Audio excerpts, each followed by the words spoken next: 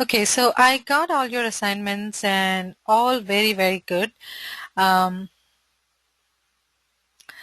the only thing is, there are a few things that we will have to streamline when we finalize, the last week's work. However, today we are going to jump into what you'll see is the test scenarios. So today we will have an equal breakup of both the practical and the theoretical concept.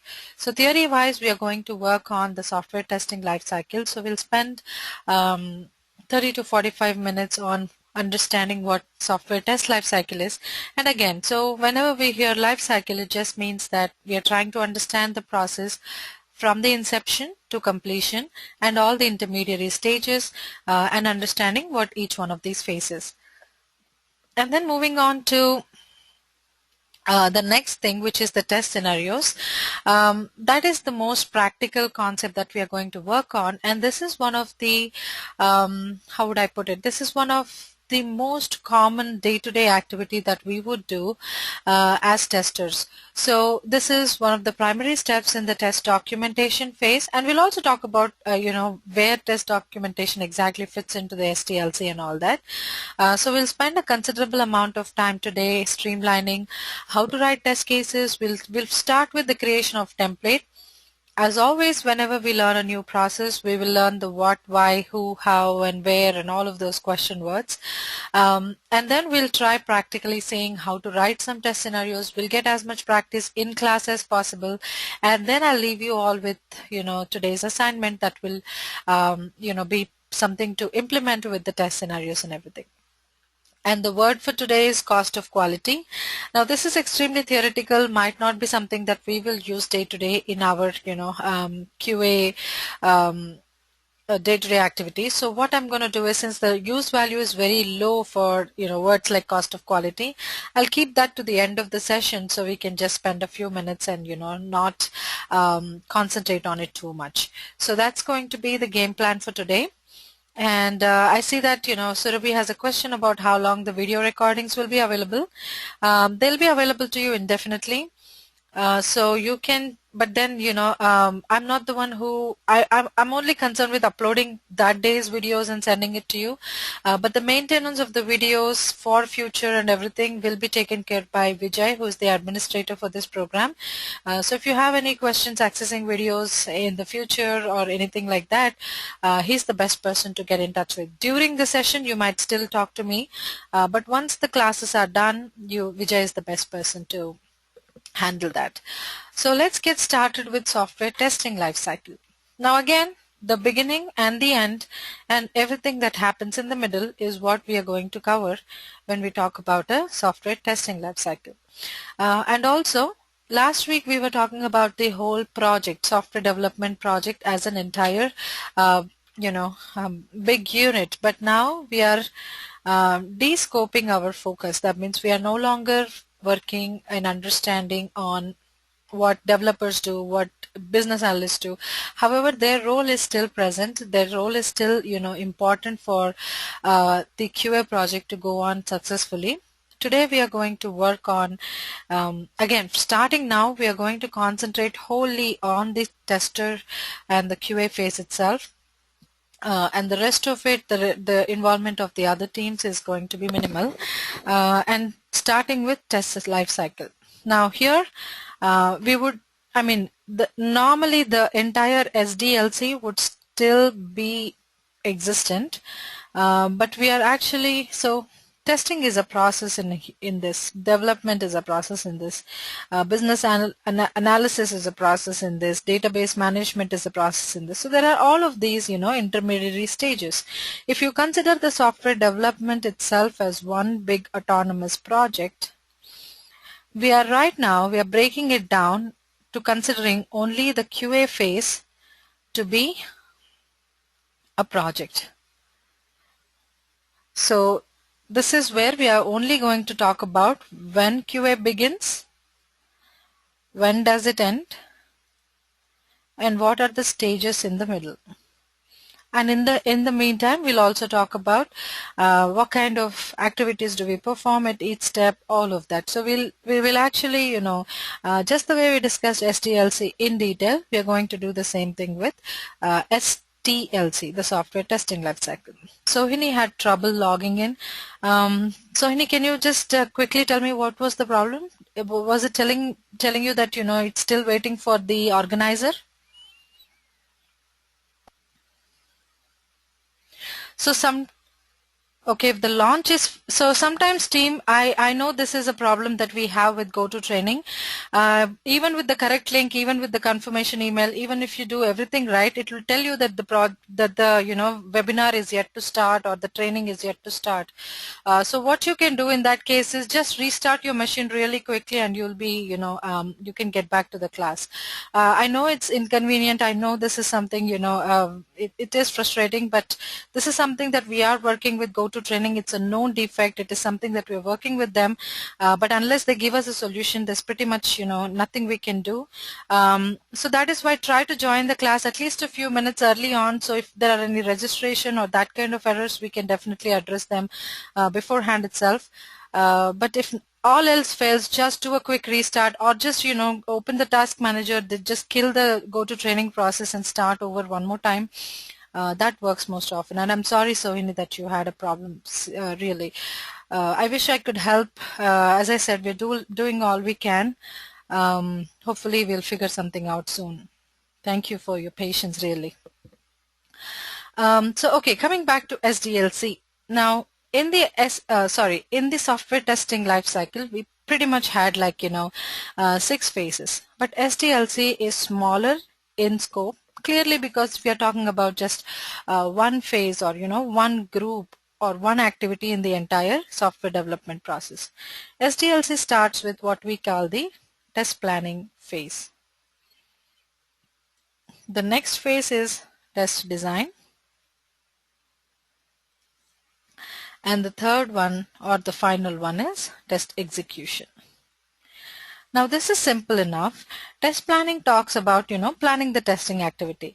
Now there is just so much emphasis on the test plan activity that, all the CMMI, Six Sigma, or ISO, any of these standard process, standard certifications, if you look at it, they all recommend that a concrete test plan is, almost mandatory for us to go ahead and be able to test effectively. So to just give you a high-level idea, test plan is, the activity of planning the testing.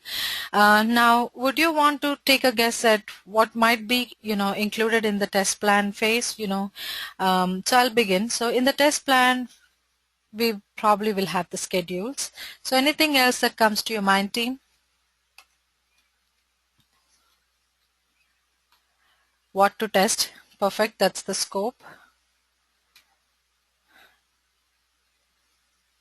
Duration, okay, that's the schedules, but more specifically milestones.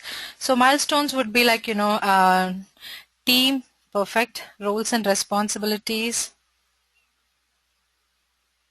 So how many cycles is again the milestone? Sorry about that, team. My mouse is really acting funny today, so please excuse me. And the number of testers, yes, that's a good one.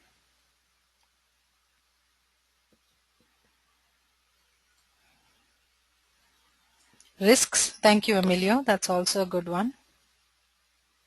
So the test plan is like your, main document that will basically direct how the testing activity is going to go on. So for example, you would know how long this is going to take, what environment we are going to use, the testers who are going to be a part of this.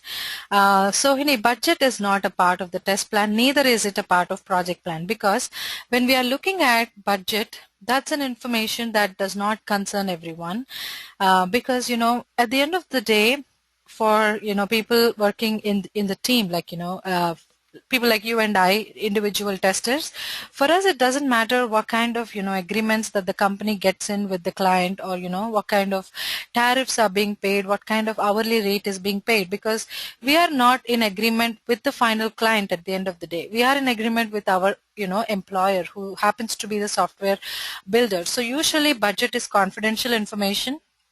You will not find it unless you get hold of the proposal, or some of the high level documents. So budget, no. um, but with software to use, yes. So the how, where, who, what is being done, that is the scope. Why are we testing? That means, what are our testing objectives or testing goals? And then there is what software to use, that is tools, roles and responsibilities, the platforms, the domain. Again, domain, probably no, because again, but domain is not a part of this, because domain is never treated as an independent unit. Domain is relevant only when you're talking about the application and what kind of business relevance this application has. So there will not be a specific domain, area. So no, domain probably is not, definitely is not a part of the test plan. Platform is, because platform is again about where you're testing, that is the platform in which that you're doing this. So definitely where platform, yes. And manual versus automation decisions, absolutely, that is also a part of test plan document. So here is, I mean, when you look, when you broaden your spectrum, for example, so what I'm trying to tell you is, when we have a test planning, it's a phase, correct? And we are talking about the test plan document, which is an entity, or which is a physical asset. Basically, it's a test asset basically. The deadlines and everything. Yes, great. So when you are looking at a test plan document, this is an asset, but this is a phase. So test planning is an activity. Test plan is the output that is produced out of this activity. Now let's start with understanding who does this activity. There's a hand raised.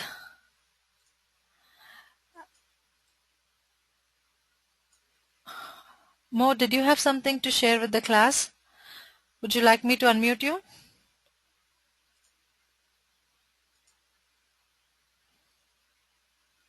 Okay, no problem.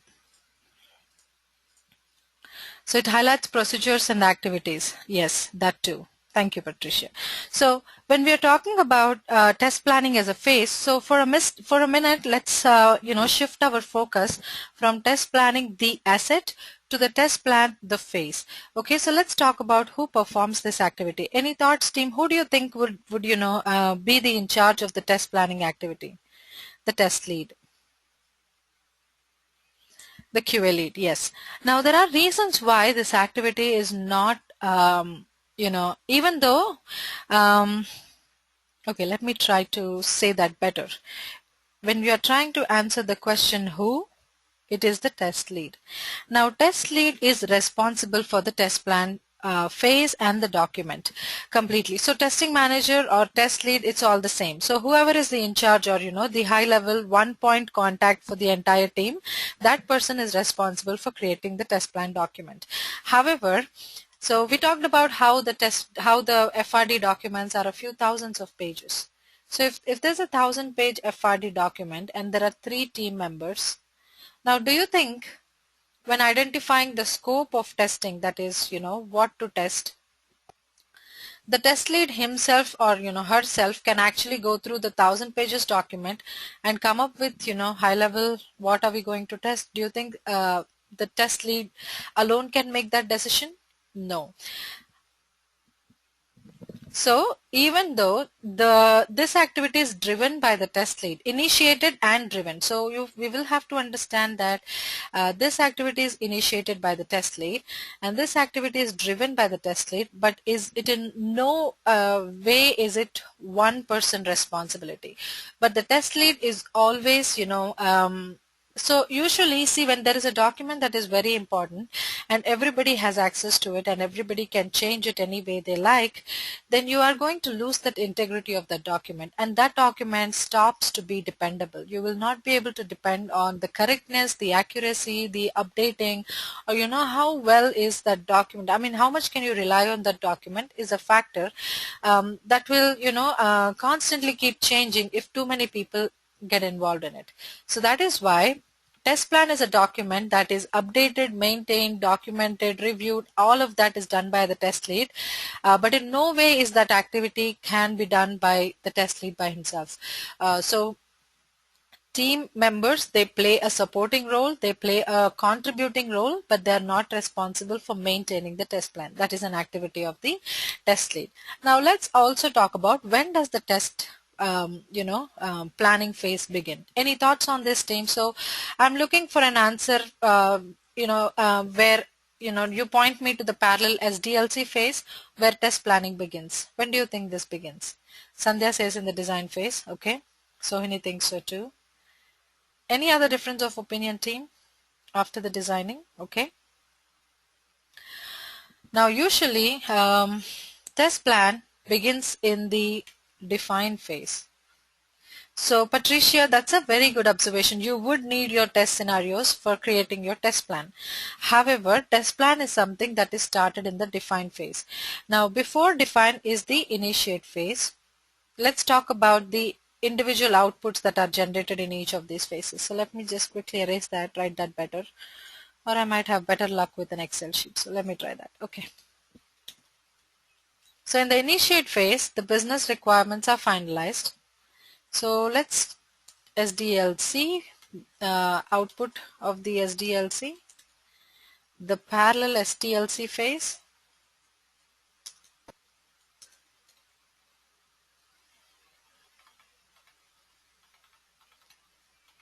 and the STLC output. So this is a simple table that we'll try to draw. Now in the initiate phase, the output is the BRD. In the define phase, the output is the FRD document, design, TDD, code. At the end of the coding phase, you'll have your AUT. In the QA phase, AUT tested and ready to go live. In the deploy phase, after the product is done, you would have live software as the output of that phase. Now usually in the initiate phase, the SDLC does not begin yet. So you have zero, the QA team does not start yet. We don't do anything. I mean, if you go by the textbook definition of what you would see in CMMI or any other standards, they recommend that in the initiate phase itself, testing team be involved. So theoretically, testing team has to start working on the project in the initiate phase itself. But practically, there is not a lot of use value. Companies would rather, hire or bring in somebody a little later and save, spending money on them, because clearly, when you bring in people, you'll have to pay them. So usually in the initiate phase, even if the QAs are involved, there's not a lot of work for us there. So usually the involvement is nil or nothing. So in the define phase is where the test plan activity begins. So let's take a look at, closer look at what's happening here. So in the define phase, the FRD is still getting finalized.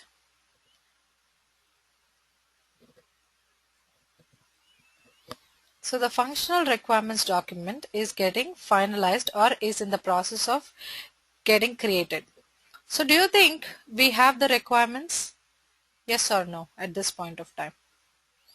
Now, do we have the finalized requirements or they're still a work in progress?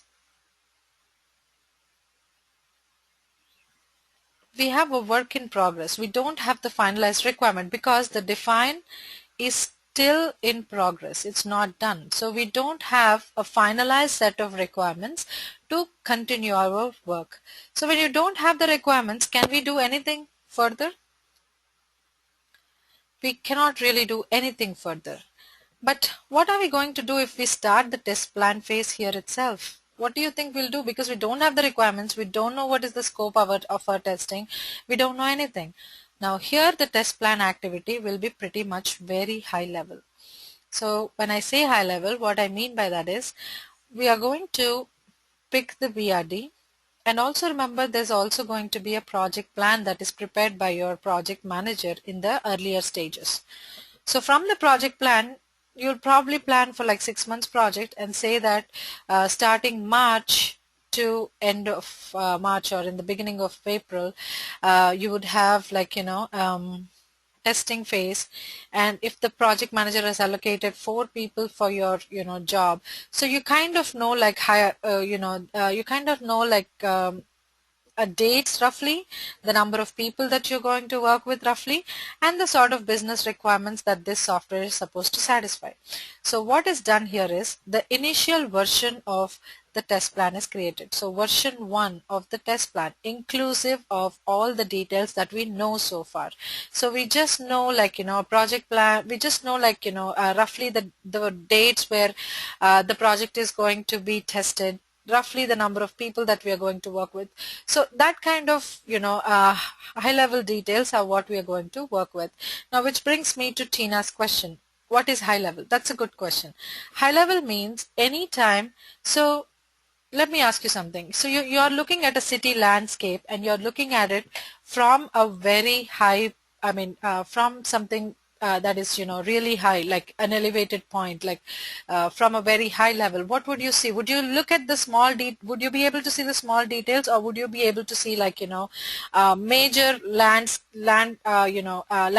and not the details, correct? So you'll get an overview only. So high level is, always imagine yourself looking at it from a high level. So you would know that this is a car management software somehow, but you wouldn't know how it is, organized, what kind of, small nifty details are incorporated in here. All that is still not clear. So low level always means more detail. High level means something, where you take a level of abstraction and start working with it. Make sense? Yes. I wouldn't say vague. Vague again means that you're not serious about it. So probably not vague, but rough idea, something that will give you, overall picture, but the details are not yet worked out. That sort of thing. Approximation, yes.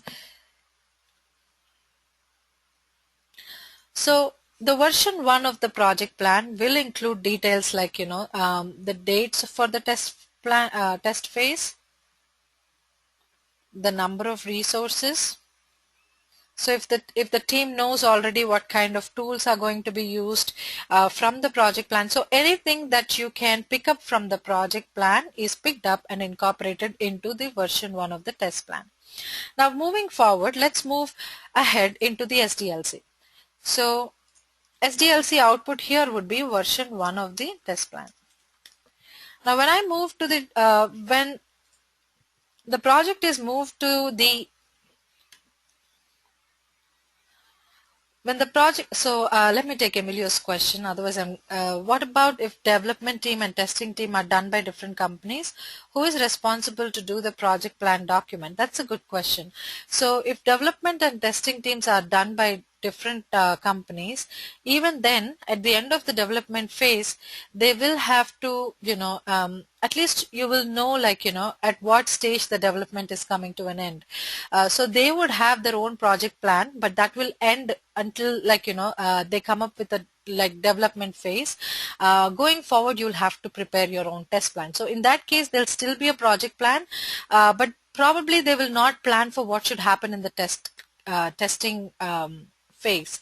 So in that case, you'll have to work with what information you'll have. So in your case, so in the example that you have suggested, the development team might plan for until the end of coding phase. So let's say they're saying that March X date we are going to be done. So starting this information is something that we are going to pick up for the QA test plan, because once the development ends their work, that's when the QA has to pick up. So that means starting from March X+1, you're going to start your QA. But here you'll have to plan and give an estimate for how long this will take all by yourself. But you're right, there might not be that much information for you to pick up from this stage, but there'll still be something that you can get started and work with. So it's as Chandan says, it's a little bit of a coordinating effort, but you pick what you can from it. Probably, all this information that I'm saying in version 1 above, like dates and resources and all, that much extent of detail might not be available, but you'll have some starting point.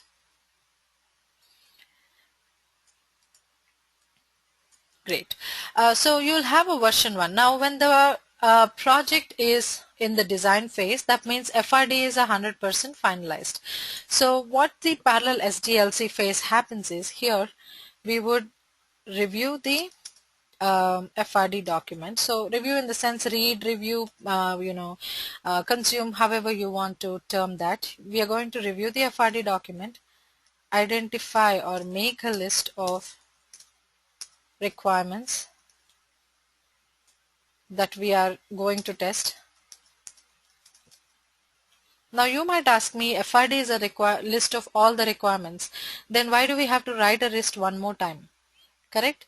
Now in that case, so that is something that I'll be able to answer better when we see an FRD review tomorrow.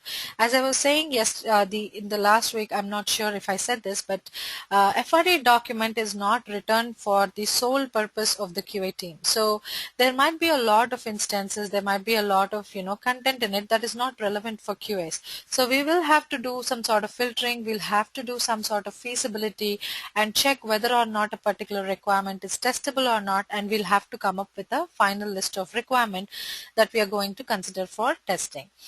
So the parallel STLC activity would be to review the FRD document, identify or make a list of all the requirements, and come up with or identify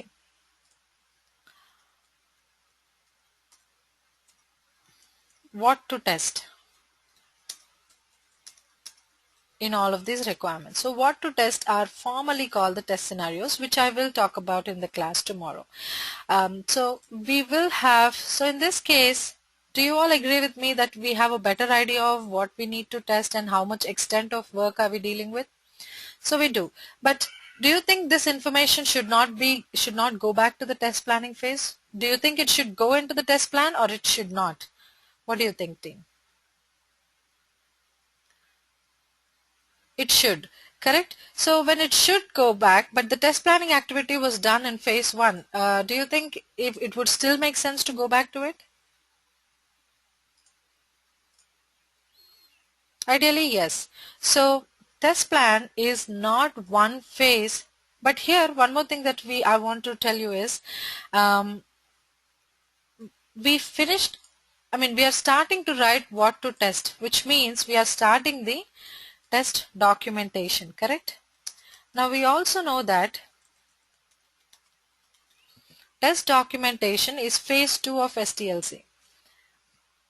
So if you see the STLC, we have test planning, test design, and test execution phases.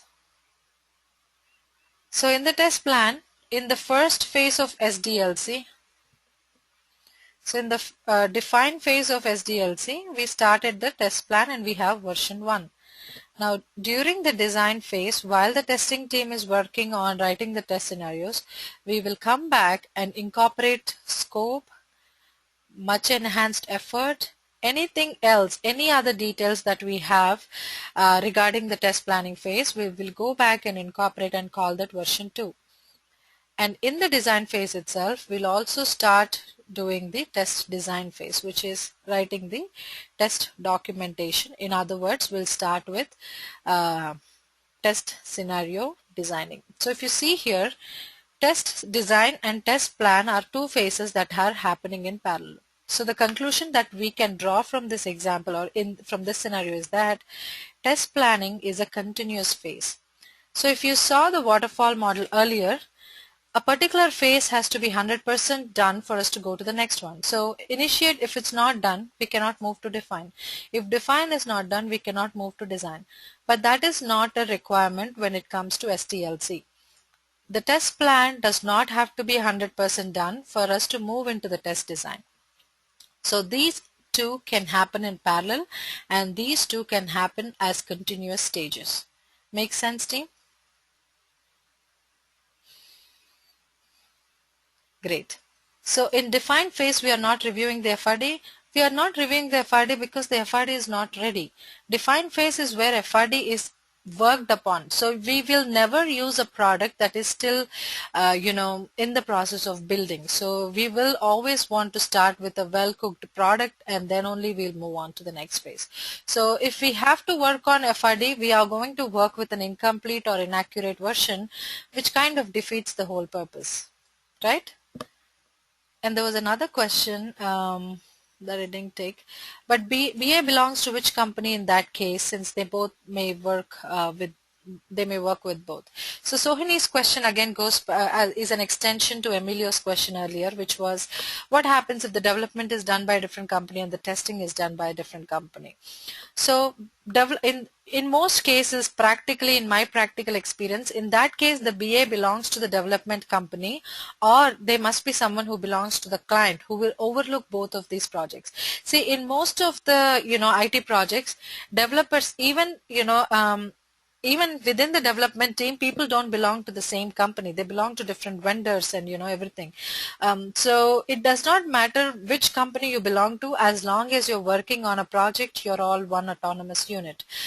So they could belong to either of these companies, or they could belong to a client, or they could just not belong to anyone, might be an individual contributor.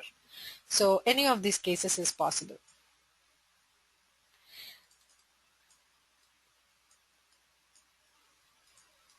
So is this the same in every model?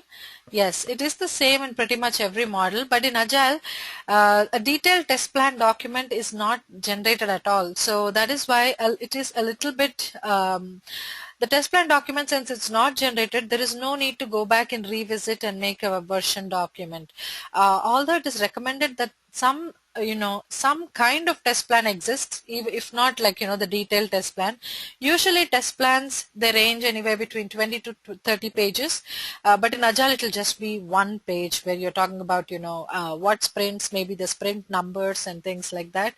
And there's not when you look at Agile, there's not a lot of planning left, because the sprint size is constant, the sprint team is constant, there's no lot of analysis done, so there is no separate time allocated for test scenario or test writing or test designing.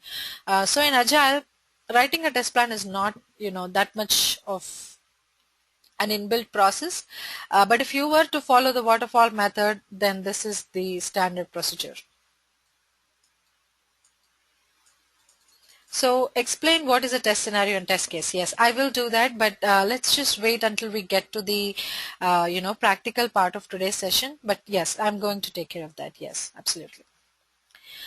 So test planning is a continuous phase, and test design is where you start writing the test documentation, that is test scenarios.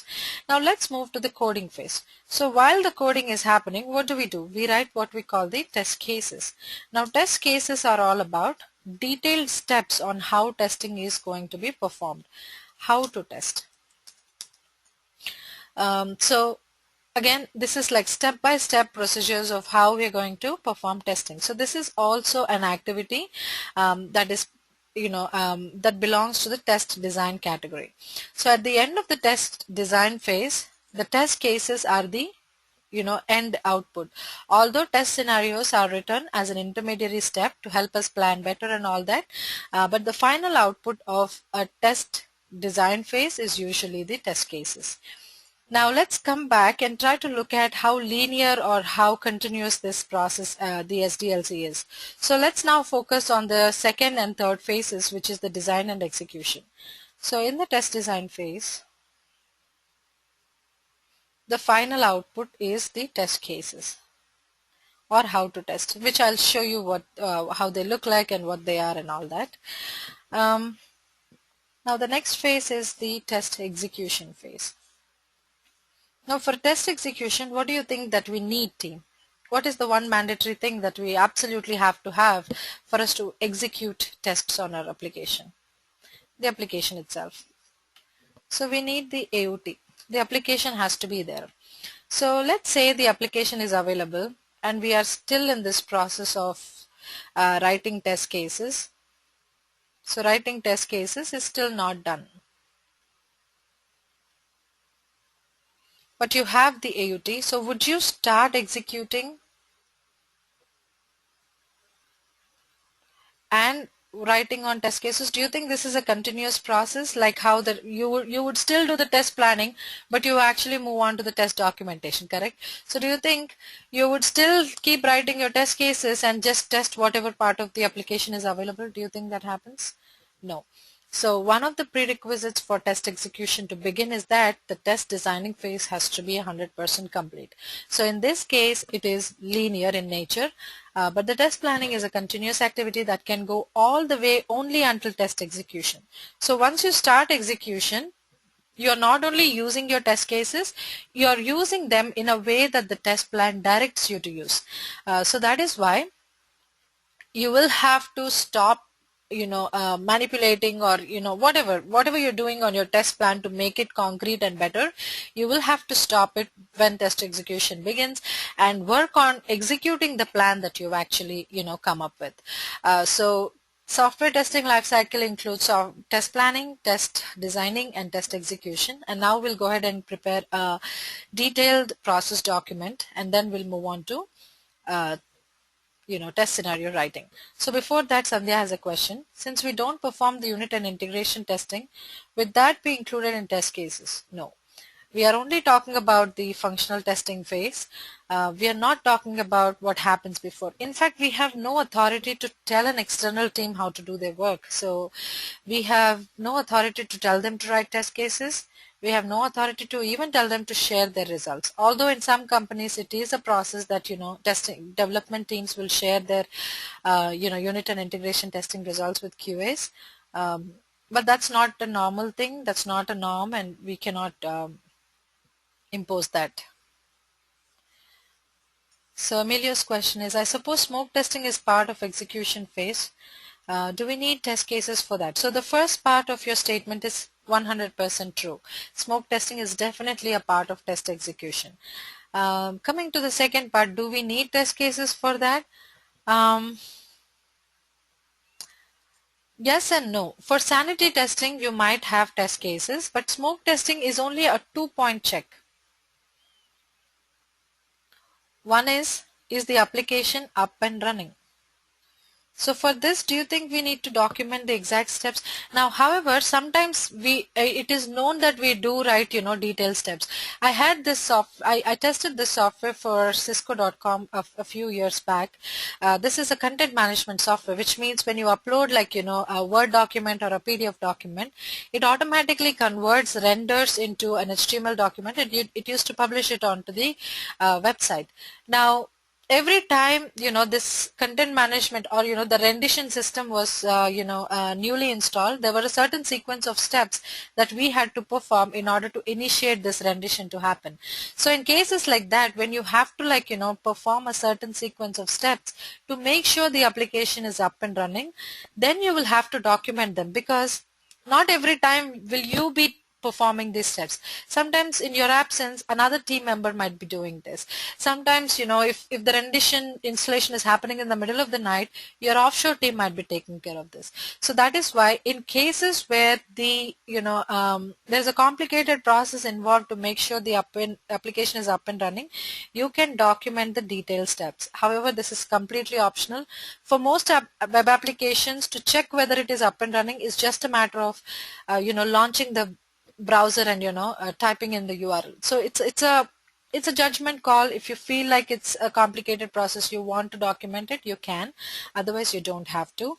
And the next point of check that smoke testing tries to do is it checks the correct version is installed or not. This also does not take a lot of checking, but again, due diligence is always recommended. If you want to document that the current version is going to be 2.8 or something, you could. Otherwise, you can skip it. So smoke testing could be or could not, may or may not be documented. Now we cannot do that part execution phase even when we don't have test scenarios completely done yet. You're right. We will not be able to go into the test execution phase even though application is ready and we don't have the test scenarios done. So no, we will not proceed in that case as well. So Tina, in the agile model, yes, if I think I wasn't very clear earlier. In the agile, usually a detailed see. Let me explain that. Let me take a minute and explain that. So we have schedules in the test plan. We have scope. Now the scope is important in a test plan because you will have to identify what requirements to consider. But do you think you will have that leverage in agile? You would have user stories 1 to 10, so you'll have to test all of them. So there is no point in redefining the scope because the sprint itself starts with the scope, and you cannot even decide on the schedule because the sprint itself comes with a 2 to 4 week schedule. So all that is fixed, and the number of people, this is also not a factor that changes in agile. So you see, a lot of dynamics in agile are not changeable. If you have a strategy to testing, if you want to design a certain way in which you want to write your tests, or if you want to write test scenarios, so this kind of strategy decisions can be included in agile project test plan. That is why test plan is not a mandatory document, or for that matter a mandatory phase in agile projects. So in agile it is a step that is and again in the regular test plan there's also a risk section, but agile itself is a risky model, so again there's no point in sitting there and listing out the risks. So in in the interest of saving time, agile skips test planning to a certain phase because of this kind of set parameters that anyways will not change whether or not you plan it differently. Make sense?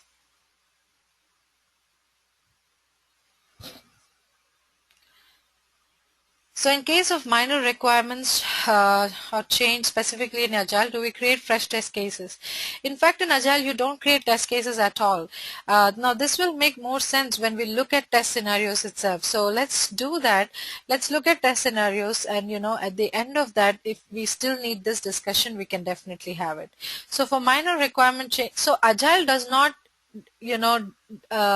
demand or instruct any document creation at all. Everything is optional except the sprint backlog or the product backlog. So in that case, Agile will not instruct you to write your test cases. So it's up to the tester's decision on whether or not you want to do that. But going forward, when you look at test scenarios, this is going to make much more sense. So for sanity testing, yes, you would need a documentation. For smoke testing, not really. For sanity testing also, you would need to have the test scenarios and test cases all done. Only then we can say that we are ready to move into the test execution phase. So in Agile, it will be straight testing of one sprint at a time. So we talked about how testing happens in Agile. It could be interlaced with the sprint. So a sprint can have both development and testing at the same time. But that's a method that I personally haven't found to be optimal when you implement it. So usually QA phases will have one sprint lag, and that one sprint lag on day one you just start testing straight away. So yes.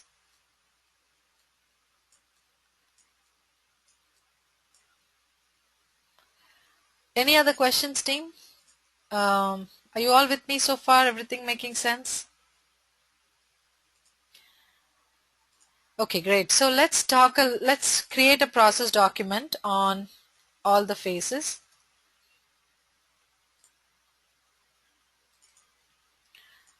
As always, what is the input? What is the output? Who is responsible or who are the actors? Now there is no point in writing about where this happens because this is a QA phase, so everything happens in the QA environment. That is something that's common across all the different phases we're talking about, so we're not going to write that again. And we'll also talk about what it is briefly. If it makes sense, we'll also talk about what is the parallel STLC phase. Anything else that we might think about, we will change it. So is it the same for manual and automation projects? The test plan? No.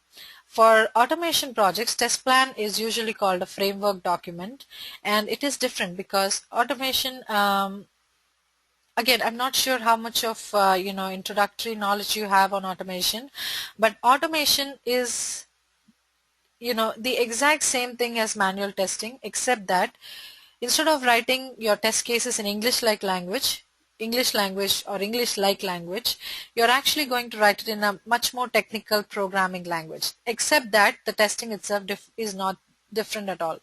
But however, when you're creating an automation test, test case, um, it takes a lot of time. So to write a manual test case, probably you'll do it in 5 minutes, but if you have to write the same automation test case, it'll probably take you an hour or two, depending on how proficient you are with the programming language. So automation projects, they have to have like reusable components. We'll see all of this when we get to the end of the session. So automation is not really about dates or how many people or effort estimation.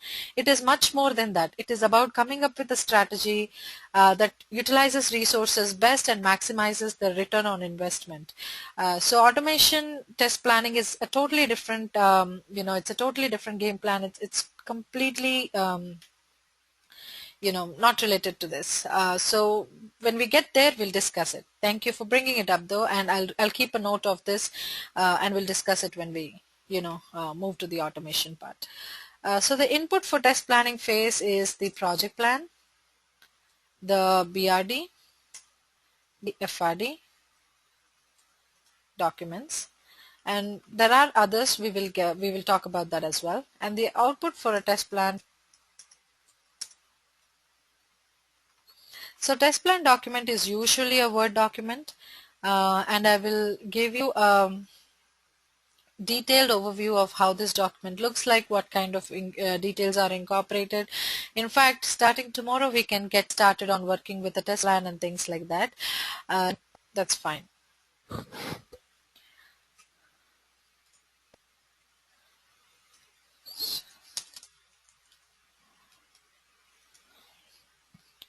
Team, can you hear me now?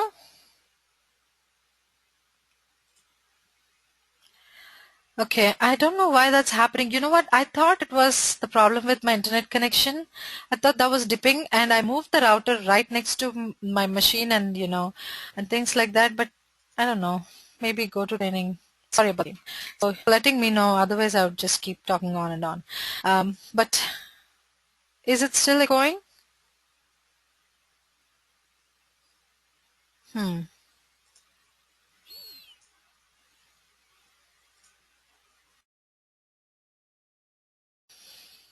Better? Okay.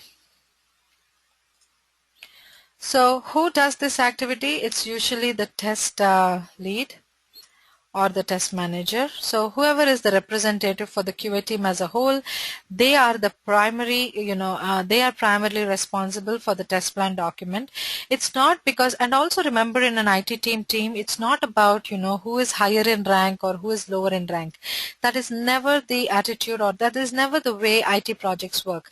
It's all about, somebody taking leadership, somebody, taking the initiative, somebody being in charge of something. That's all. It's not ranks. There is no really bureaucratic, ranking system here.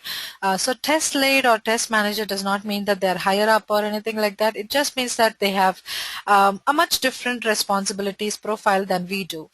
Then there is the QA team, and they play a contributory role or contribution, whatever. So QA team contributes in terms of giving the QA lead or the test lead appropriate inputs on what is the scope or how long is it going to take for the documentation. So basically, it's a combined effort, and the team will contribute whatever they can in, for the test plan document. And what this really is so time, effort, scope, testing strategy. That means how are we going to test, what are we going to test, in what order, what tools are we going to use, what data are we going to use, what environment are we going to use, what risks can we foresee, and how can we mitigate or eliminate them. All the information that helps in directing the testing activity is documented in this stage. So this will also include when to stop testing, when to start testing, what is the, start criteria, what is the end criteria, all that is defined here. The parallel SDLC phase here is that you would start this during the define phase, continue through design and coding phase, because it keeps changing. Test plan is a dynamic document. That's why, because you don't just create it once and use it multiple times. You just kept current as much as possible. And then there is the test design phase. The input for this phase is mostly the FRD and sometimes the TDD, and we'll talk about where the technical design document might contribute for us to create our test cases. So we'll see that later on when we discuss stress testing. So in the test design phase, the input is the FRD and the TDD document. Now,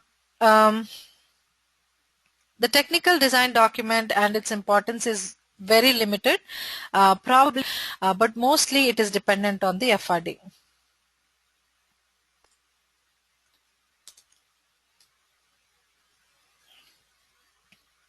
Can you hear me now, team? Okay. Sorry about that. I have no idea why that's happening. So we are discussing the test design phase, and then for the test design phase, the FRD and TDD are the primary inputs, and FRD is responsible for giving us 95% of the inputs with respect to what to test and what the requirements are, what the scope is. The rest is contributed by the technical design document, and some companies, some projects might not even have the technical design document, which is not a big deal, but if it is available, the testing team does have a few interesting and insightful details that you can get from the technical design document, and we'll see what they are in detail when we go forward and discuss the test design phase in detail. The output of the test design phase, so there is test scenarios. These are intermediary outputs. This is an intermediary output. In other words, this is not what this phase is all about, but test scenarios are like a transitional step. But the final output is the test cases, that is step-by-step instructions of how to perform the tests or what tests to perform.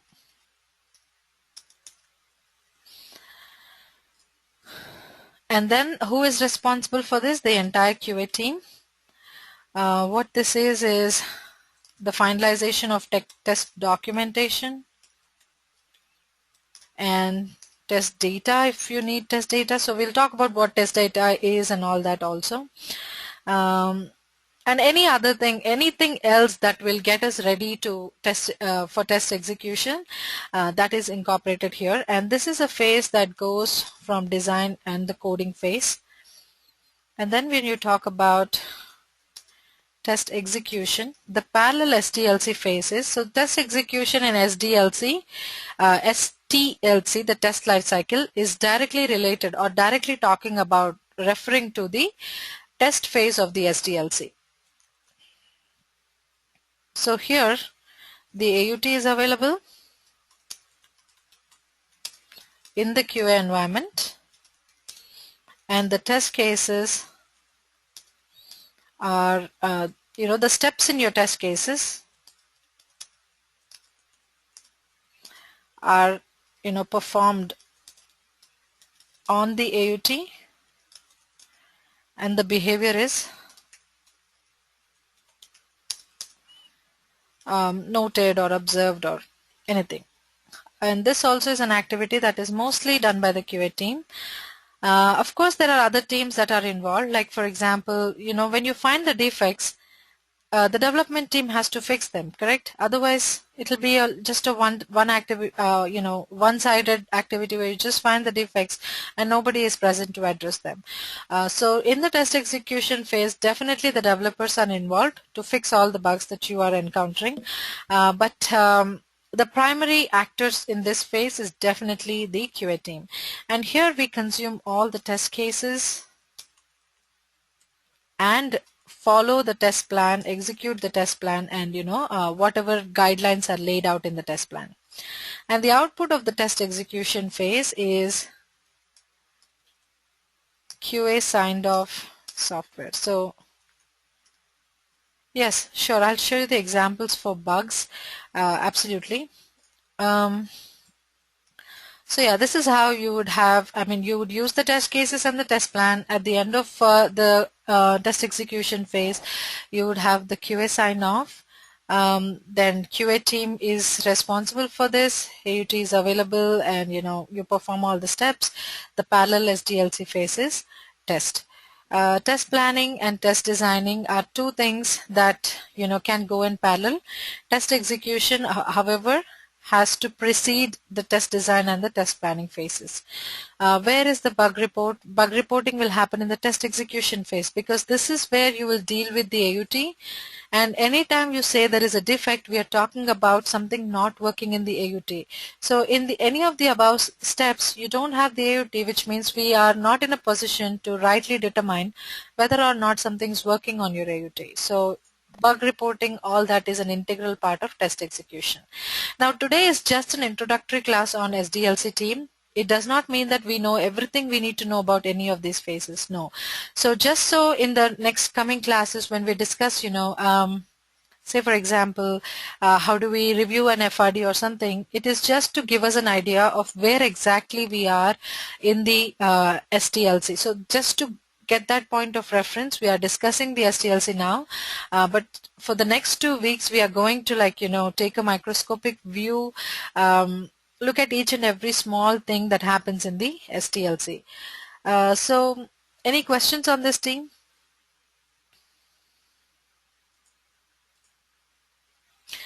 Okay, so let me ask you a question then. Which of these three phases do you think is most important? 1, 2, or 3?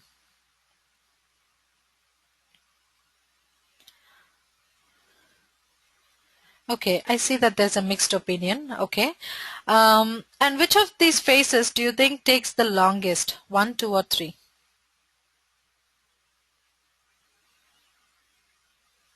Okay. Again, there's a mixed response. Now, some of you have said that all the phases are equally important. That's the correct answer. All the phases are equally important. However, if my next question was which one of these phases takes the longest? The standards, the QA standards or the QA guidelines, they direct that every phase should take the equal amount of time. So if the entire testing life cycle is 100% effort, test planning is 1/3, test design is 1/3, and test execution is 1/3 of the effort. Now, if we look at SDLC, roughly if you think this will take 6 months, taking away the initiate and deploy where we don't have anything to do, we are talking about 4 months, correct?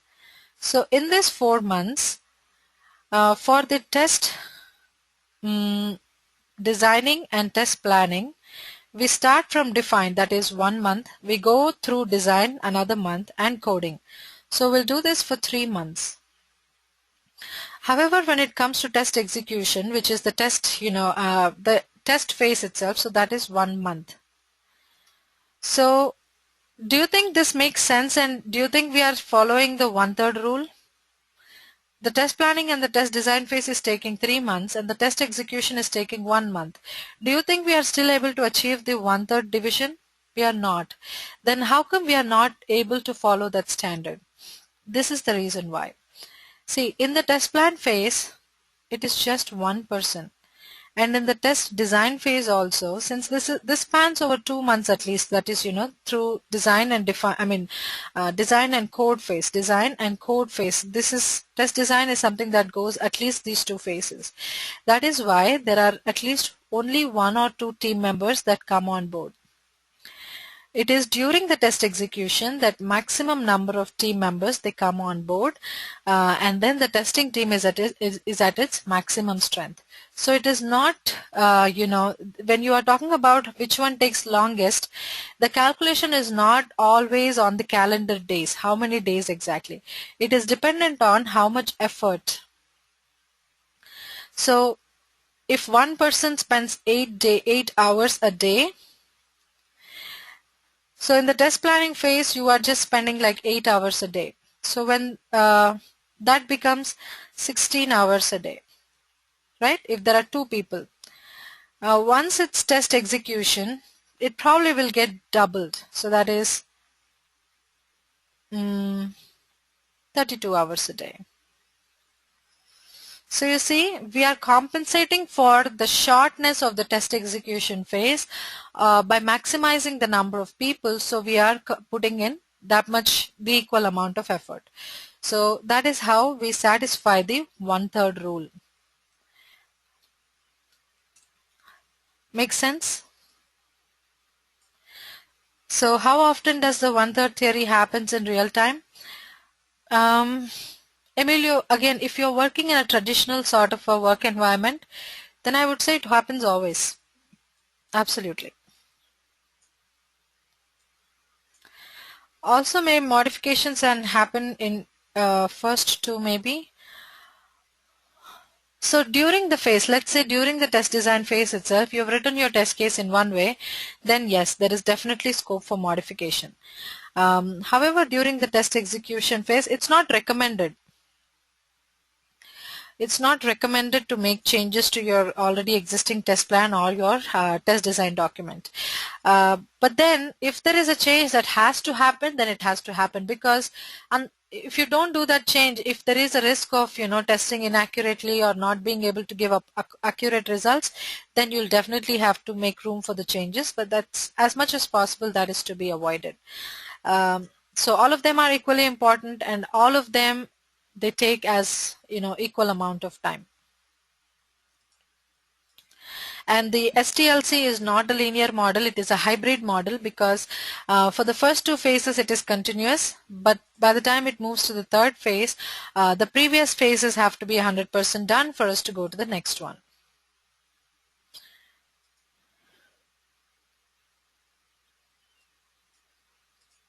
So Sohini, is your question that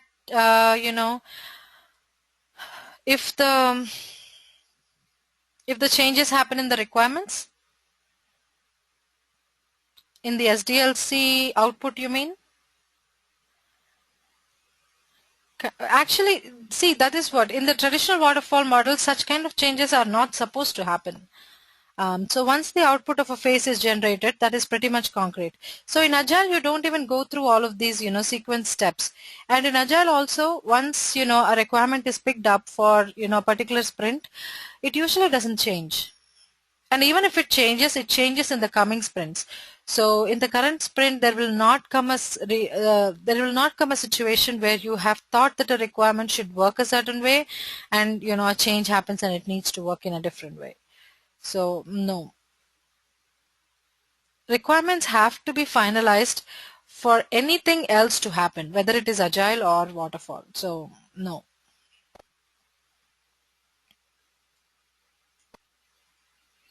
So the change in the BRD, will it affect the test planning? Absolutely, yes. But again, as I was saying, changes are not recommended. In the waterfall model, once a particular requirement has been finalized, it does not change. So does the STLC have the same phases of static testing or only for dynamic testing? No, not for static testing. We are only talking about the dynamic, the real, validation for point of testing. But static testing is an inbuilt activity of all of this. But static testing itself does not have its own life cycle phase. No, that's a good question. Unit testing and integration testing is considered somehow as part of SDLC besides system testing. No, we are not even considering the unit testing and integration testing as a part of the testing lifecycle. When we are talking about the software testing lifecycle, we are only considering the software, like as a software from the perspective of a fully built product. And when would you have it? When it is when it is done with the unit and integration phases. So this is only for the how would I put it? This is only for the system testing phase, not for unit or integration. Make sense? But you know what? When you look at any project, you can actually break it into life cycle systems. So if you really are keen about writing an STLC for unit testing, you probably can come up with one, but the applicability of that to a functional testing team like that probably is not. It does not make a lot of sense. So what happens in case of multiple versions of the same software? There are different ways to deal with it. For the first thing, I mean, whenever we start, considering a particular software and a particular piece of code that needs to be built as part of a particular project, then there will not be multiple versions. The current version will be fixed. And if you're talking about future versions that are going to come up, they're all going to be dealt with as if they are new projects.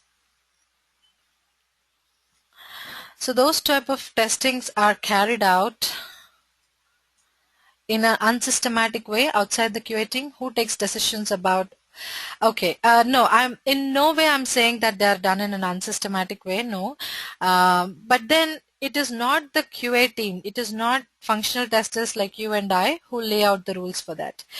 So I'm no, they probably are not done in an unsystematic way, but the decisions of how unit and integration testing have to be done is taken by the project manager and the development team lead, not by the QA team lead. See, because we don't have the expertise in that area, we do all know a little bit of theory, but we probably, when it comes to, working with code and being able to come up with a framework that works for all that, we probably will fall short in that area. So we are not the experts on it. That's why it's usually the development team lead or the project manager who will make decisions like that. So who usually does those types of testing, like reviewing the requirements, etc.? Reviewing the requirements is an inbuilt activity, so it's not something that you would do like sit down and review it.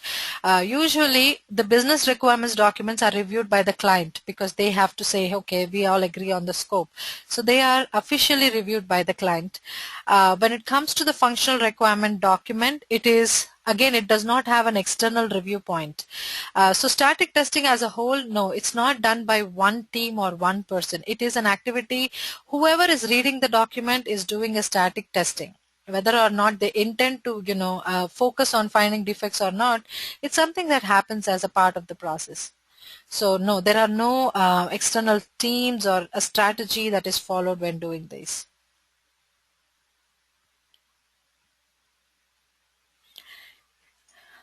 All right. So that actually brings us to the STLC, to the end of the STLC discussion. I think we can now move on to trying and writing test scenarios. All right. Now, some of you have picked the CARS application to write your what to test components. The thing that I noticed is that for some reason we are only, again, this is something that will come from practice. All the work that you've put in is great, but the lines that we should be thinking about is how applicable is the software to the business that we are conducting. There was just one participant from the class who has actually incorporated test scenarios like that. So what I mean by that is there is a functionality called view inventory on the application, on the cars application at least. So view inventory, what would it show us? All the cars that are available for sale. Now the features of this page, like cars are displayed in a list. There is a way to sort them, ascending, descending, by price, by range, and by mileage, and all that you could do. And you can select the number of results displayed on a page. So if you want to display like 10 cars per page, you can do that. The details of the car itself are present for each one of them. There's pictures. If you like a particular car, you can print the information regarding that. So all of these are, options that are available, visual elements on the page that is view inventory. Now, I'm not saying that these are things that we will not test. These are things that we will 100% of the time definitely test. But you know what? Even if all of this is working, and if still the view inventory is not doing what it's supposed to do in terms of the business, then this page certainly falls short. So what I'm trying to tell you is inventory is supposed to display you the cars that are available for sale. Now, do you think this is a constant number or this is a number that can change? Yes or no? Is it a constant or is it a dynamic value? It's something that is subject to change. So we are only concentrating on the visual elements, which is great. To begin with, it's great. But you'll also have to think about how the parameters on this change can alter from time to time. What are the factors that will cause these changes to alter? And if the site is able to handle it or not. Let's say, for example, you have chosen to buy a certain car, and that car is actually sold out, at the store front, like the physical brick and mortar store. Let's say the car is sold out, and that could happen, correct? Now when the car gets sold out and you're trying to buy the same car, are you going to be happy with it if it's not available or the site does not update it?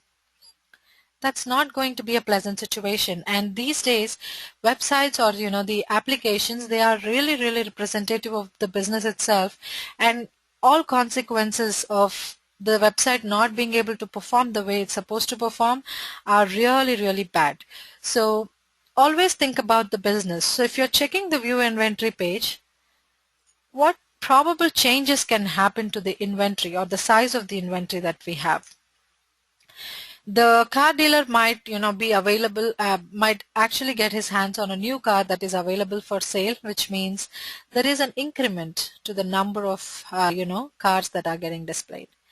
And there is, if a car gets sold, then there should be a decrement, or that car should get removed from it. So you will have to incorporate scenarios like this that will test the business itself. Now if you ask me how will that happen, these things are some things that you'll pick up on it based on your experience. But whenever you're writing test scenarios, of course, you'll always look for the, elements on the screen, which is important. But beyond that, always think about what possible, changes can happen in the business.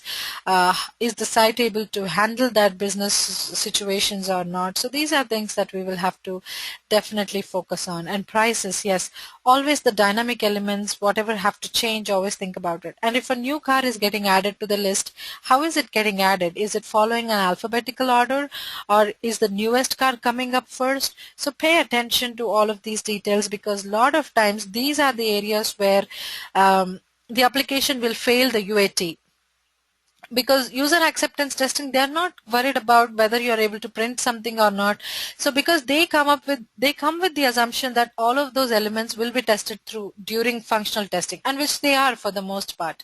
But if they don't find all of these to their satisfaction, the UAT is going to fail, which means the last step before the software goes out live is something that's failing, which means we are responsible for not catching a defect that probably would have been obvious if we thought a little bit around how the business gets conducted. So try to write your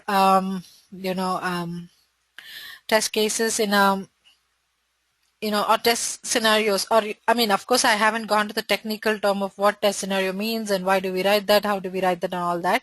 But when you think about what to test, always think about, or always place an emphasis on the business. Patricia's question is, so do we need to know the database structure on how it is organized, like item-wise or price-wise, or how is it? That's a good question. And chances are we don't have to. You just have to talk to your developer once if you don't know that yet. Usually all that kind of information you will either find in your use case document or in your business requirement document. But if you're not finding that, all it takes is like an email and checking with your developer and asking them, hey, what is the order, and how are these things sorted on the page. So it's as simple as that. We don't really need to know the database structure. If you know that, that's great. And if you need to know the database structure, the technical design document might be a place that you want to check, for finding what kind of database structure is being used. Well, yeah, that's one thing that I wanted to explain before we went any further. So let's start with test scenarios. So test scenarios are, so when do we get started, or what is the input for writing test scenarios? Sure. In fact, I'm going to show you. Sohini, why don't you give me just a day, because tomorrow I'm anyways going to discuss the functional requirement document, and that will be a good context to discuss the use cases as well. So I'll make a note of that, and you do that as well. If I miss out, just please remind me, and we'll definitely get there. So the input for test scenarios document is the BRD and the FRD document. And we know that this is something that is written by testers. So what a BRD, what a test scenario is a one-line definition or pointer basically. This is like a pointer of what to test in a particular requirement.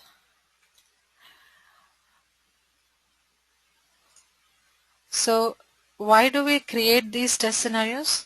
Because these are like a transitional step between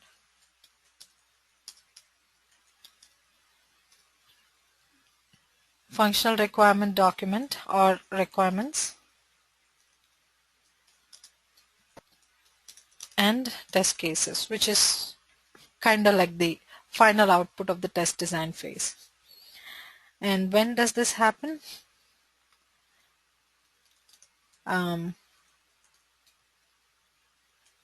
After the FRD review.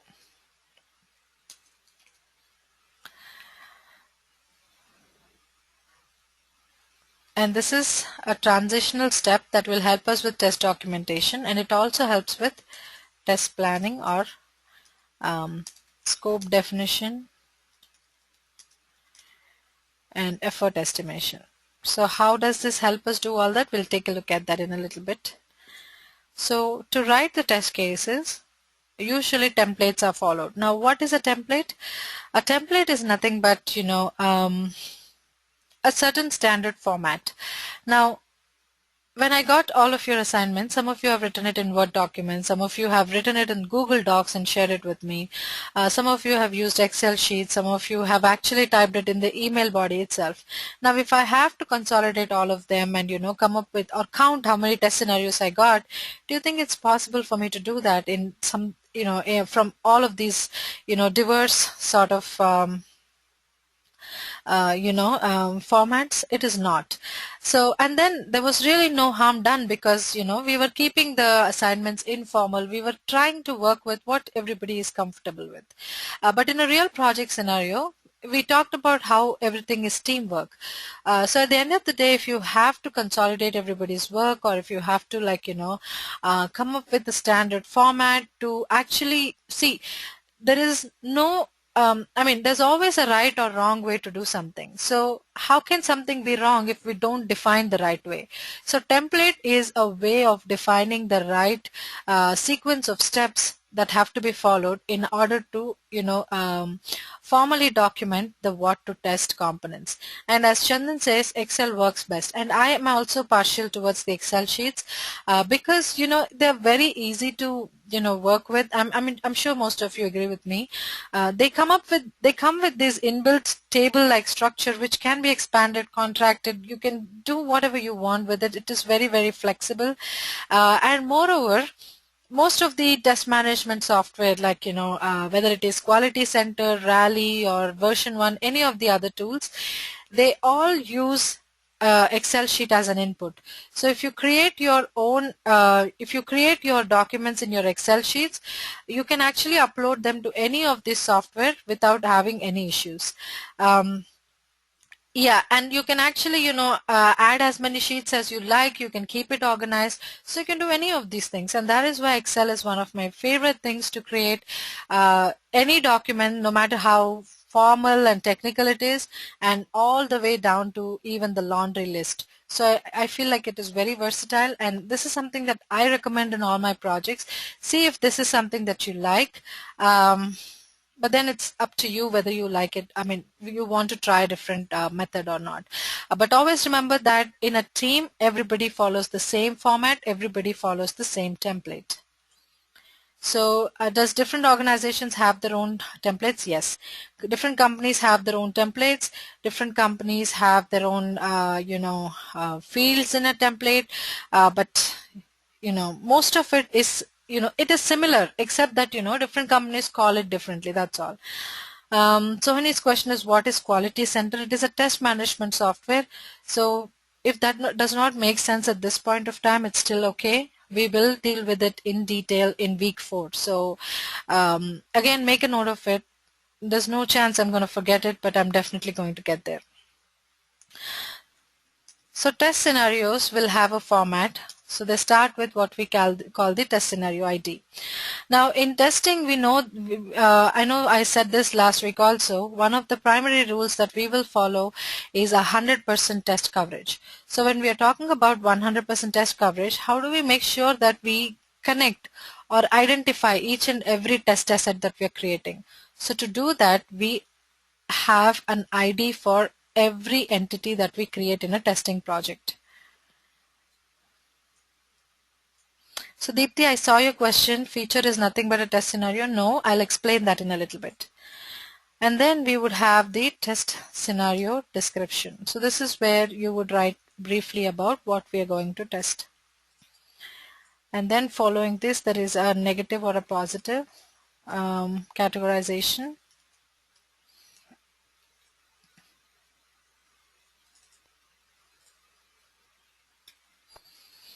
You can have the importance field. So these are the fields that I normally use in my projects. You don't have to use all of them if they don't make sense, but this is pretty much, common, and the number of test cases or conditions. So these are the columns that are typically part of a test scenario document. Now coming back to this question, so do we have like a requirement? Is a feature a test scenario? What is it? No, the feature is an input to a test scenario. So let me start with a very simple example, gmail.com. Now the feature in the gmail.com example here is that if gmail.com is the AUT, yes, you will need one or more test cases to cover a test scenarios to cover a test case. You're right. So if gmail.com is my AUT, one of the features of the gmail.com is the login is restricted, right? It is only, Gmail can be only accessed by people who have, authorized login IDs, registered login IDs and passwords. So this is a feature that the login is restricted. Now, what would you test in this feature? You would test that if I have a valid username and password or authorized registration details, am I being able to log in successfully? So this is something that I would check, definitely, number one. The second thing that I would check is if I have a valid username and an incorrect password, or the combination of that, is the login unsuccessful? So this is again something I'll again check. Similarly, again, of course, whether, in case username or password, either one of them are incorrect, the login is going to be unsuccessful. But for just extra measure, you would check with an invalid username and an invalid password. So when I use a username that is not registered, it will tell me that you are not registered yet. You probably will have to register. So a slight difference in the error message I'll probably see, but then it will be an unsuccessful attempt at registration. So here I have one feature and I have 3 aspects to test in this. So you see, one and all of these, when I write them formally, will become my test scenarios. So let me go ahead and write this example, and then we will see another example, and then probably that will make more sense. So let's say this is for the requirement, login is restricted only for registered users. So if that is the test scenario requirement for which I'm writing the test scenarios. So the test scenario IDs, I like to always prefix them with TS because that will make the identification easier, followed by the module name 01. Now you don't have to follow this method, or you don't have to follow this naming convention. This is something that I find works, because see, if I don't write that it's a login, I'll have to incorporate another step or another column where I try to write what module this belongs to. So for everything I'll have to write login and all that. So from the name it will not be self-evident, and I'm actually having to write more data. So this is one way that I find that it is very effective. Um, to minimize the amount of text that I'm entering, at the same time keeping it meaningful. So in the test scenario description, I like to start my test scenarios with the word validate, but you can use anything. You can say check or test, or if you want to keep it informal, is the login ID working or not? So you can actually choose any kind of wording that you like. It's just a personal preference of mine that I feel like validate conveys the meaning correctly, and effectively. So it's not something that you will have to follow, but if you like, you could. Validate if the user is able to log in successfully when a correct username and password combination is entered. Validate if a user is able to validate if an incorrect password error message is displayed when incorrect password is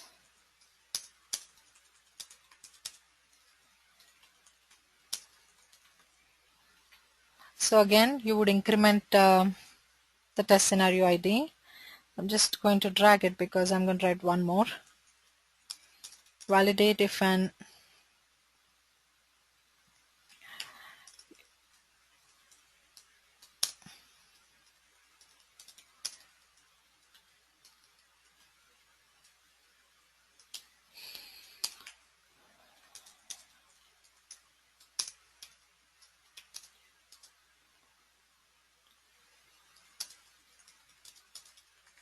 so there are different things that can happen in the login situation. And negative or positive, we'll talk about that. Importance also, we'll talk about that in a little bit. And all that we'll talk about the rest of the fields in a little bit. But does this step make sense? And Emilio's question is, there's usually one-to-one correspondence between a test functional requirement and a feature. Most of the times, yes. Maybe, see, it depends. See, for example, if login is just one feature, correct?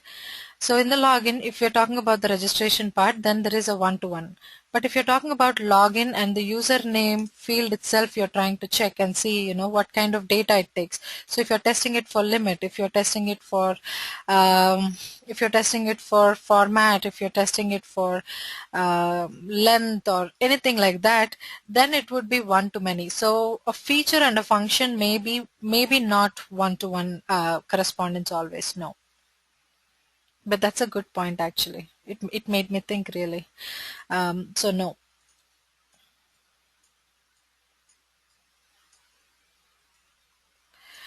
So please, yes, I'll mail all these, all the sheets that we are creating. If for login to validation is successful, then why would we read the result as unsuccessful for the test? Since that's the result we are expecting. I'm not sure what that means. Can you come again?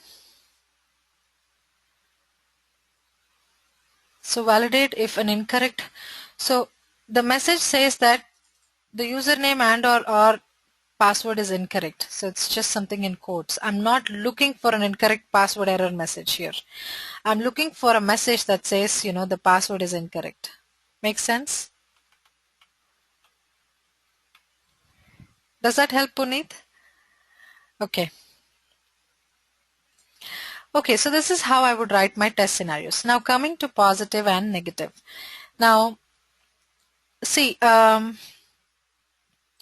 okay, let me ask you a question. So do you think test scenarios 2 and 3 is where the application is behaving in an unexpected manner? So My question is, if I enter a wrong password and the website tells me that you have entered an incorrect password, is that an expected behavior, or do you think the application is behaving incorrectly? Okay, it is an expected behavior. Thank you.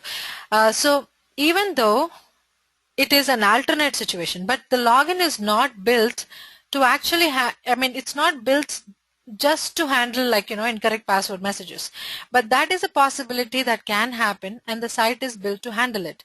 So it is not the happy flow, or it is not the reason why that feature exists, but it is an alternate flow, and the feature does handle that. So any functionality that is not the core functionality of the component or the feature itself, that becomes your negative scenario. And for beginners, if you I mean, this is something that you learn with practice, but while you're practicing, always remember that any sort of notification that the site is reflecting or bringing it back for the sake of the user to read and correct their input, all of those test scenarios or test cases that are written to handle them are negative scenarios. So let me give you an example.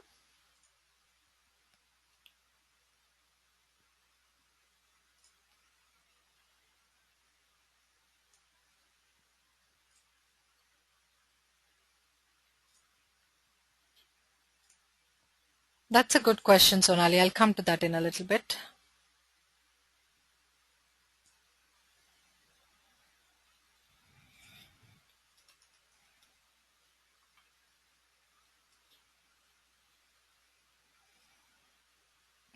So is there a mention of the result in the test scenario documents? Ideally, no. But I don't like to write I don't recommend writing test cases that are vague in terms of what result they're going to produce. For example, I can just write validate. So I can write this in a different way. Let me show you how.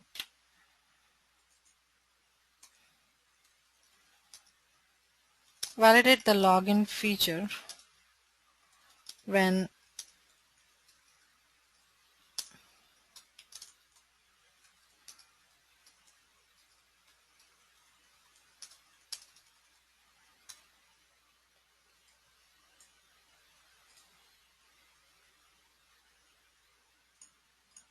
So the difference between the orange text and the black text. Now, which one do you think is much more clearer of what is, how the feature is supposed to behave?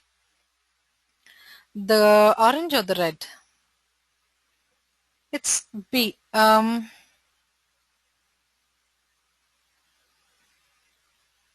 So do you guys find the orange one clearer?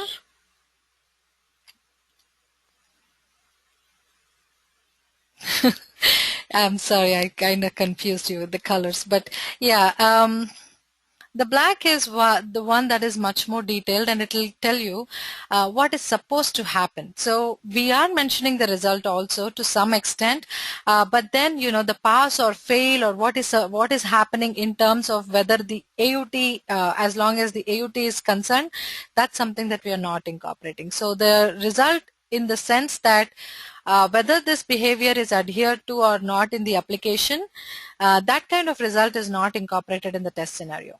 It's only, it is only talking about what is the expected behavior, what is actually happening. That kind of result is not documented in the test scenario, because at this point of time the AUT is not there, and then the test scenarios itself are not going to be consumed to test. See, when I look at this, do you think this information is enough for me to test? Now, what valid username will I enter? What valid password will I enter? So this is telling me, this is acting as a pointer to tell me what to test, but it is not telling me how to test, which is basically the test case part, which will come to that in like later classes, if everything goes well tomorrow, in fact. But yes, as Emilio says, the yellow one is much more vague, and it is not indicative of what is supposed to happen on the site. So it is a best practice to actually write, dig a little deeper, understand how the site is supposed to behave, what is the expected behavior, and incorporate it. So here in the password, So it's telling me enter your password. So anytime you see that your AUT is supposed to like give you a message back, a notification message back, it's always, mostly 90% of the time, it's an alternate or a negative scenario. So negative scenario does not necessarily mean that the site is behaving in an unexpected manner. It just means that this is an alternate behavior, something that the site is or the application is built to handle, even though that is not the primary reason why the feature exists. Okay, and the importance. Importance is usually, again, you might ask me, why do I have to say which scenario is important, which is not, and how do I know that? I'm merely a tester. I'm not going to be able to make the decision on, how, which one's more important and which one's not. And all of them are correct, statements. But however, see, when we are testing, we would want 100% test coverage. So we want to test everything. But we don't live in a perfect world, which means there are always unanticipated delays when it comes to the testing phases, which means you'll never get as much time as you would like to test. So in that case, how would you pick and choose between things that are absolutely crucial and necessary and the ones that you can just look at it on a high level and leave it alone? So to have a mechanism in place, to have like a backup mechanism in place in order to help us in a situation where you have to pick between the ones that are important and the ones that are not, we kind of incorporate the importance field from the beginning itself. So again, this is another part of creating a template. So far, template creation includes the header, like what fields are to be incorporated, how do you name your test cases, and how do you validate? I mean, how do you write your test cases? Everybody follows the same, writing pattern. Of course, everybody has different expression styles, but as much as possible, you'll have to come up with a uniform, method. Positive and negative means positive is a situation where, we are testing the normal flow of the application, and negative is where we are trying to test the alternate flow. So Tina, try and catch up on the video, or, if we finish the session before, we can, touch on that one more time, or in the next example, we can take a look at that. And template creation also includes the acceptable values for the importance field. Now, if I ask you, what value will you set in the importance field? Give me an example of what you would write individually in the importance field. What values would you choose, team? You would say critical, showstoppers,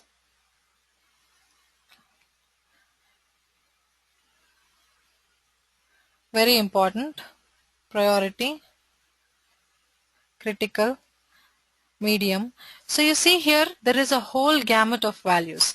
And if I leave it to, when we leave it to, individual choices of what the field should be, somebody might say this is totally important. The other person might say this is like, completely, trivial, not important. So there is like the whole set of words that you could pick up.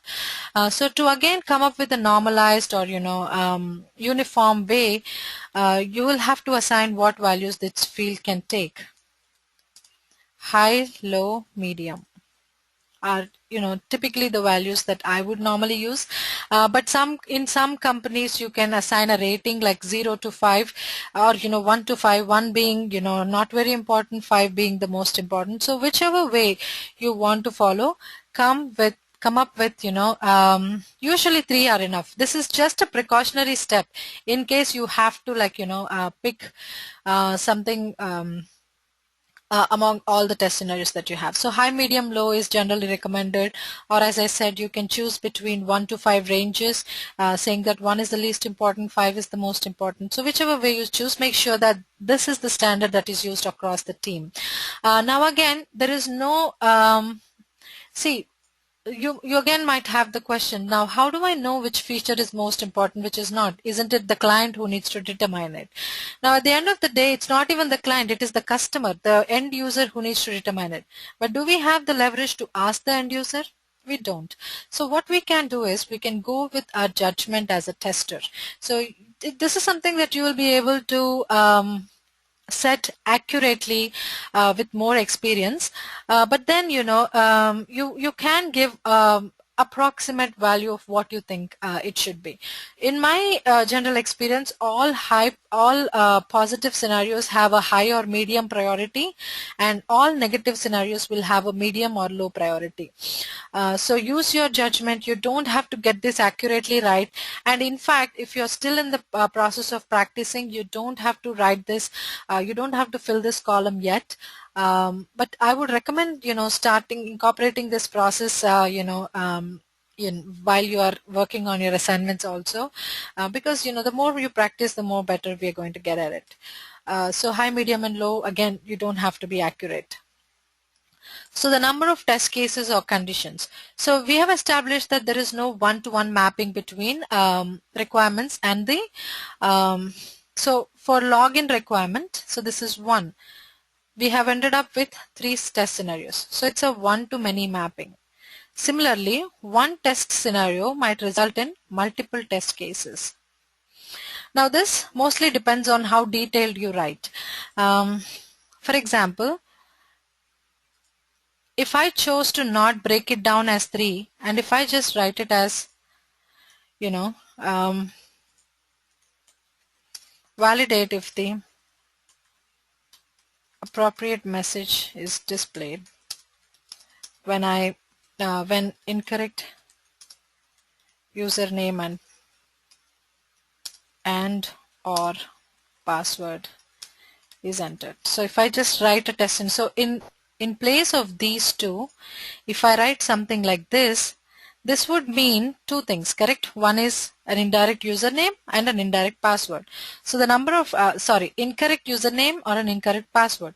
So I'm going to end up with 2 test cases in this case, correct? When I go ahead and, break it down into individual test cases, test them in detail, I'll end up with 2 test cases. So with test scenarios, you can write them as high level as you like, or you can break it down into individual.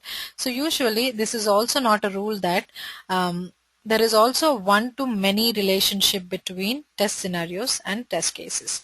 So here you would give an approximate value of how many test cases that you might end up with. Okay, so let me actually, give you what the assignment is and actually write an example assignment wherein I will set the number of test cases column, and that will make it much more clearer for you.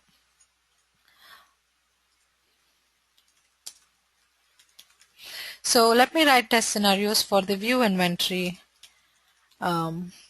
feature. So if the view inventory feature is my requirement,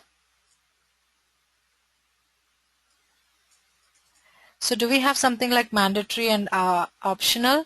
All the fields normally are mandatory, but depending on your team, depending on how much you want to prepare ahead for contingencies and all, you can leave the importance and the number of test cases field, and actually they're not that much of a work, so I don't recommend doing that. So incorporate all the 5 columns as a plan.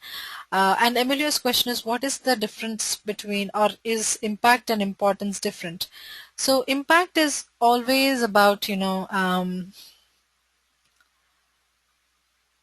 I'm trying to think that. I think it's only the context in which they're used. Impact is used in the context of, something that is menacing or something that will cause a damage. For example, a risk that is materializing would have an impact. If a bug that is coming up, that would have an impact. But importance is about how much of a positive experience the user is going to have based on a particular feature. At the end of the day, both of them mean more or less the same, but the context in which they are used are slightly different. So today's assignment, if you haven't guessed already, is to write at least 5 to 10 test scenarios for any feature that you like, or more than one features is also fine. So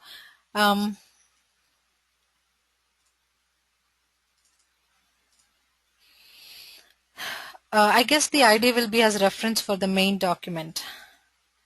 Yes. So the test scenario is like serial number or code which we can use further and track with those numbers. Yes. Both yes.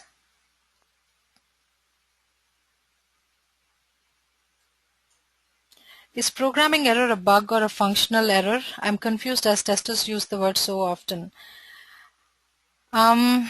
See, anything that has a negative impact on your application is a bug. So whether it is a programming or it is functional. So see, if something went wrong in your program, your function wouldn't work. So all of those things are interrelated, interconnected. So yes, both of them are a bug. Any problem in your system is definitely a bug. And then the number of test cases. So in the view inventory, I'm going to write ts underscore inventory underscore 01. The test scenario description is, I would say, validate if the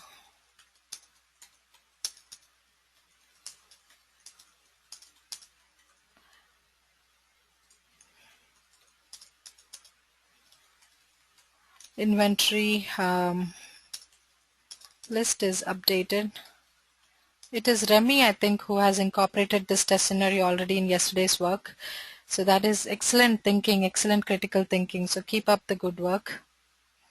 Validate if the inventory list is updated when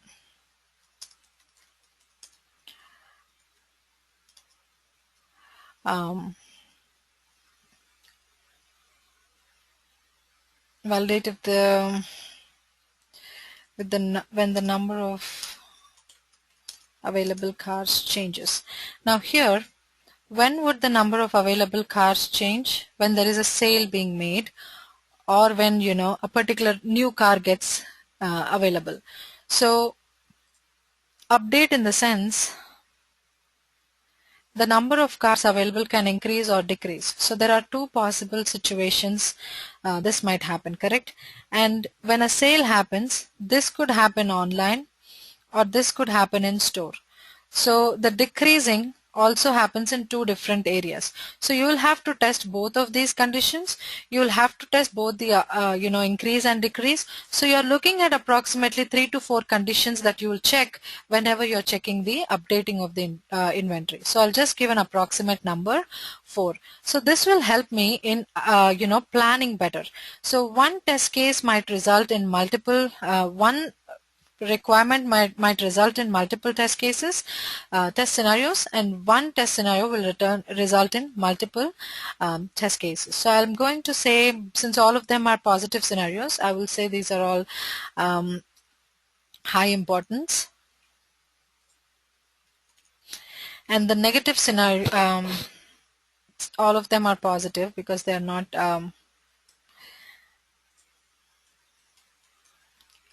they're not like resulting in any display of notification messages. So validate if the view inventory displays the available cars for sale. So in the display you will look for the sort order, search order. So if you want to club all that in this one test scenario and say that you're going to get 10 test cases, that is fine. Or if you want to break it down and write each test scenario for sorting, number of test cases, cars displayed per page, if you want to do that, you can go for that level of detail. That's up to you.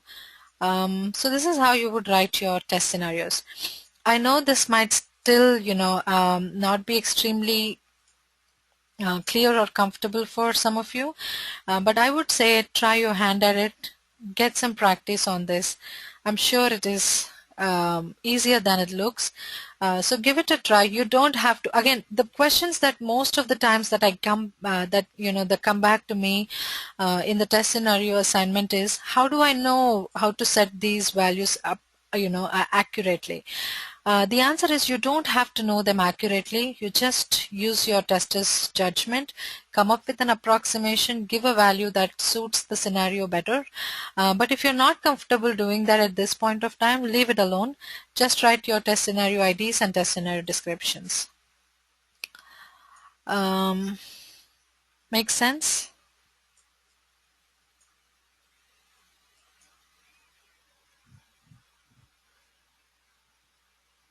So the test cases are going to come up later. We are going to break this down. So Okay, let me give you a little bit context about where we are going to write this. So from the FRD document, it says that there is a features called view inventory, and this works in XYZ ways. So all the behavior is listed out here. So in the behavior that you're going to test, what you are going to do next is you're making pointers in terms of test scenarios on what you would test in here. The how comes later. So to help explain this, let me take a simple example. So this is an example that one of my previous students brought it to the class. This is about how would you test a can of Coke. Now to see, testing is a 3-point or a 3-step process. One is identifying the requirements. So if you are looking at a can of Coke, what are its requirements? So it should hold, say, 300 ml of Coke. The tab has to be closed when the customer gets it. All the ingredient and all the information has to be printed, so on and so forth. So all that is happening. So if you just consider the requirement number 1, what would you test in that requirement number 1, which is the 300 ml requirement? You would test whether or not the liquid content inside or the Coke inside that is 300 ml or not. So this is something you would test. So here, if your requirement is this 300 ml volume or the content, the amount of the liquid that needs to be tested, the what to test, this is the second point, is to check whether or not it's there. The how to test is the next point. So how would you check if the 300 ml is there or not? You could actually pour it into a measuring cup, right? So there are steps to do this. So you'll open the tab, pour it into a measuring cup, check the reading on it and all that. Or you could actually use a weighing scale and check this in ounces, and then you can convert it into milliliters and all that stuff. So there are different ways to checking whether or not a particular requirement is satisfied. So testing is a 3-step process. One is knowing what the requirement is. Next is identifying what to test, which is your test scenarios. And the third is writing detailed steps of how to do this, which is test cases. So test cases is something that will move forward. So to check this test scenario, to check this one particular condition, whether or not the 300 ml liquid is there or not, there are 2 ways to do this. 2 tests you can check. One is by weight, one is by, volume or whatever it is called. So 2 ways. So these are 2 test cases that you can perform to check. So one-to-one, in this case, between the requirement and the test scenarios, there's a one-to-one mapping. But it does not have to be so. One-to-many is normal. In this case, there is one-to-many, 1-to-2 test scenarios to test cases. So tomorrow we'll see test cases, and that will make more sense.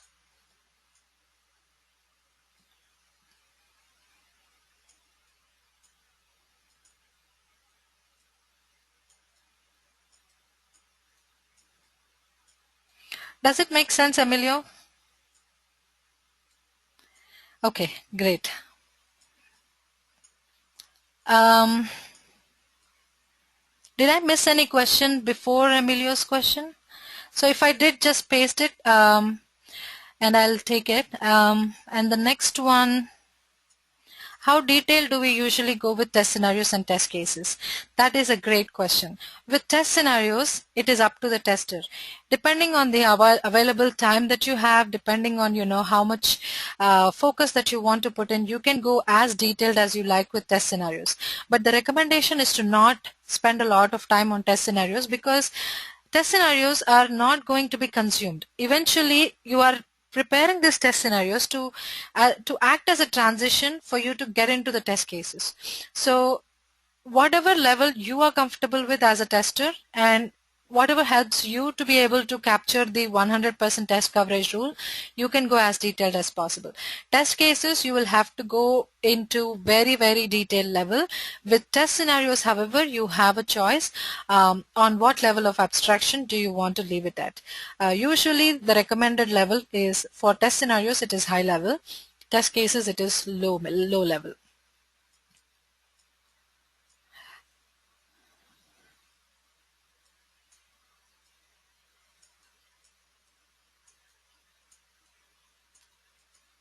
Can test cases be extra detailed? Then yes, test cases always should be. If you cannot go to the granular level, do you think something may be wrong? No. See, some testers, they just need to make a note to make sure that, they know what they're testing. So in that case, you don't have to go to the detail level. But for some testers, from the beginning itself, they want to tackle it like 100%, write every small thing that they can think of, and then go ahead and develop the test cases. So it is about you and your comfort level and what you feel is necessary and not. So in test scenarios level, you definitely have that scope of keeping it to a level that you are comfortable with. If so, why at all the test cases? That's because you will have to identify the scope. You will have to come up with, effort analysis. So this will help in better planning. This will help in transitioning better to your test cases. And also, as I told you earlier, FRD documents are a few thousands of pages. So when you are writing test cases, which is very critical, it does not make sense for you to refer to a huge document like that. So it helps to have a medium point, where testers have had their initial understanding documented and to pick up from there. So Sohini, if you ask me, are test scenarios very important? They are, because they're important in both agile and traditional waterfall model, because in a traditional waterfall model, there's at least test cases to follow, but in an agile model, test scenarios are pretty much it. Test cases are not written following it.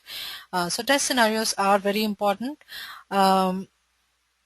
Yeah, so just get as much practice as you like. Tomorrow I'll show you test cases. Maybe, that will clarify all your questions. But yeah, they're not that difficult. Try it. Try with writing 3. Set small goals. If you can write more, that's great. If you ask me, I would say 5 to 10 test scenarios. But see what you're comfortable with. At least get some practice. Let me know if you're facing any difficulties anywhere. So Emilio's question is, if the test scenario is the what and the test cases are the how, why then the test plan is concerned when identifying test cases and not test scenarios? No, the test plan itself will not have that minute information on which features of the application to test. So just give me a few minutes tomorrow when I show you the test plan document. In the test plan document, you would see only the test scenarios or sometimes only the requirements. The minute test cases are not included. See, how you write your test cases, what strategy you are going to follow, that is something that will be documented in your test plan document. I know this might be a little confusing at this point of time, but just please hold on for another day and we will get there. So the FRD will show it. The FRD will show the detailed description of what the feature is supposed to be. So it will not show you what test scenarios or test cases you have to write. So that's the job of a tester. Make sense?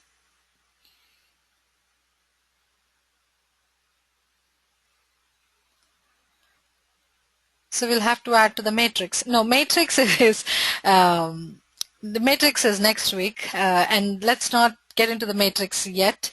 So if you're talking about, are you talking about this matrix? Or are you talking about the traceability matrix? Traceability matrix is no way related to the actual testing. It's only a kind of, tool that we use to check whether or not we're doing 100% test coverage. So no, we are only trying to do the 3-step process. Identify the requirements, figure out what to test, and then how to test. So testing is just a 3-step process. It's as simple as that. So this is step 2, the what to test. Tomorrow we'll see the how to test. Yes, we will discuss the difference between test plan and test strategy document. Yes, we'll do that. Absolutely. Any other questions, team? Anything else? And Tina, just try to see if you can figure out the difference between positive and negative. If not, tomorrow I'll start with that topic. Just let me know, okay?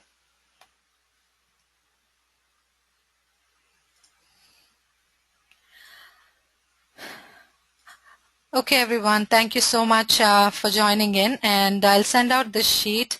I'm looking forward to seeing all your assignments, because that way I'll know, if the concept has reached out to all of you or if there are any issues or something like that. Thank you all for, joining in. Thank you for bringing in such great questions. The energy is awesome. Thanks, everyone. I'll see you all tomorrow. Have a good one, team. Bye-bye.